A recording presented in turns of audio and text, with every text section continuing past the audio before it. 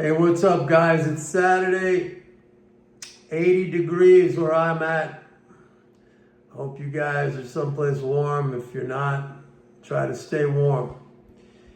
I got some projects. I got to head out, pick up some supplies. Right now, I'm going to build another boat, model boat.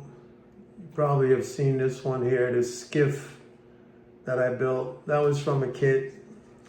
But I'm building a sailboat now, and I'm building it from scratch, just from plans.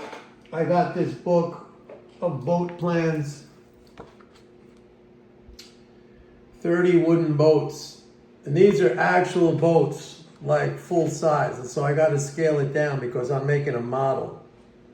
I'm making this one, the Biscayne Bay sailing skiff. All right. Out of hardwood, just going off of the plan in that book, no kit, so I'm building it from scratch. But the reason I wanted to make this video today is because I saw another ridiculous article online. I mean, they never end, folks. This one, a big headline said, that the U.S. has added over $1 trillion in new debt in not even 3 months, just under 3 months. And the reason I wanted to do this video, once again, is to clarify this gross misunderstanding about how this is always talked about, which is so misleading. And you know, this is something that just solidifies this complete and total misunderstanding and ignorance about government finance and our monetary system. So this headline, which blares out, the U.S. has added $1 trillion in new debt in less than 3 months. The correct way to state that, if you're going to be accurate about how you express what has happened, how you express that number, the correct way to state that, and don't think this will ever be done in the media, don't think this will ever be done from mainstream economics, but the correct way to state that is the U.S. has transferred $1 trillion in gross new financial assets to the economy in the last 3 months, or just under 3 months, okay? There has been, in other words, you could say it like this, there has been a transfer of $1 trillion in gross new financial assets to the economy. The net transfer has been like 454 billion. And actually that's down 112 billion. I told you this yesterday, the year over year net government transfers down 112 billion. But when they talk about the increase in the debt, all that is a representation of the gross amount of financial assets that were transferred to the economy. Okay, and it has to be this way. This is not my opinion. In order for the government to sell and increase increase by $1 trillion the amount of treasuries added to the economy, those $1 trillion have to be added to the economy first.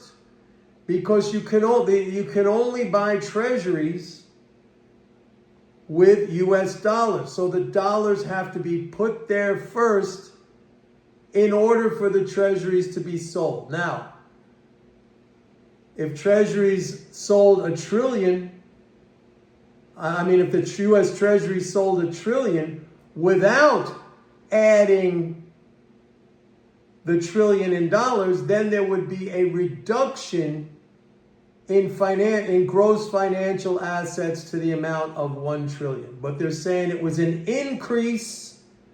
So if it was an increase, then by definition, by sheer logic, $1 trillion have to be added to the system before 1 trillion of treasuries can be sold. So the proper way to state this, and by the way, I'm shirtless because, like I said, it's 80 degrees. I was out watering my garden and stuff like that. I should have said it at the beginning, but what the hell, right? The proper way to state this, if you're going to be correct about the characterization and the operation of our monetary system, you don't come out and say $1 trillion in debt. The government has to put $1 trillion in there before it sells $1 trillion in treasuries. So there has been a gross addition of financial assets to the economy in the amount of 1 trillion. That's all that is. But these fools, these idiots who don't even understand basic accounting, which basically this is what it is. Okay, you can't, I mean, if you're going to increase your debt, somebody has an increase in assets. That's just double entry accounting. The economy had a gross increase of 1 trillion in new financial assets. And this is exactly why, after how many years? I've been in this business over 40 years, 46 years, and I've been hearing this going all the way back to Reagan, when the so-called debt was 800 billion and now it's 38 trillion. I've been hearing this constantly, non-stop, about how the whole thing is going to blow up. You got Japan with quadrillions.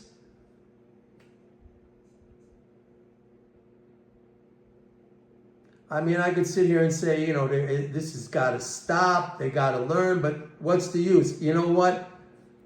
Like a friend of mine said to me the other day, Mike, shh, be quiet.